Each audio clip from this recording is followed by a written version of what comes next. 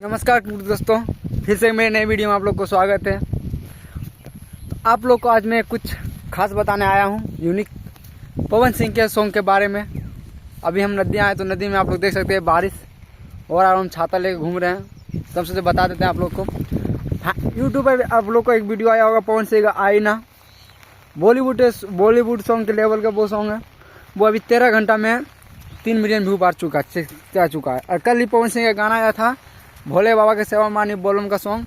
वो सॉन्ग में भी ट्रेनिंग कल ही कर लिया था 3 नंबर पे और वो 4 नंबर पे। तो अभी वो गाना एक्चुअली भोले बाबा के बानी सेवा में ये गाना ट्रेनिंग अभी 2 नंबर पे है। और जो रात में आया था सुबह लगभग 5 बजे जो गाना आया था वो गाना भी 3 नंबर के ट्रेनिंग में चल गया। हम सुबह ही ट्रेनिंग में चल गया 9 बजे तक के। हमको अभी पता चला तो मैं आप लोग को बता रहा हूँ। तो जाके सुनिए, गाना अच्छा आई ना, बॉलीवुड सॉन्ग का बॉलीवुड लेवल का गाना है वो। आप लोग जाइए सुनिए।